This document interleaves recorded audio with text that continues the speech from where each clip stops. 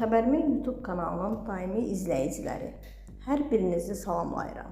Kanala abunə olub, videoları bəyənməyi unutmayın.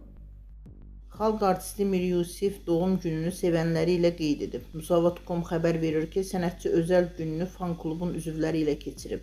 Xalq artisti pərəstişkarları üçün sevilən mahnılarını səsləndirib, xatirə fotoları çəkdirib. Müğənni çıxışları zamanı sevənləri ilə söhbət etməyi də unutmayıb. Bura gəlmişəm, Yaşıl Teatrın rəhbərliyi ilə danışdım. İyul ayında ən azı 3 gün konsert vermək istəyirəm. İstəyim 5 gündür, danışıqlara başlamışıq. Xalq artisti özünə rəqib olaraq yalnız özünü gördüyünü də gizlətməyib.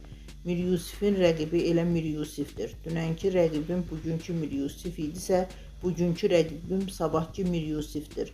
Qeyd edək ki, xalq artisti doğum gününü bugün isə Ümid Yeri uşaq sığınacağında kimsəsiz uşaqlarla keçirəcək.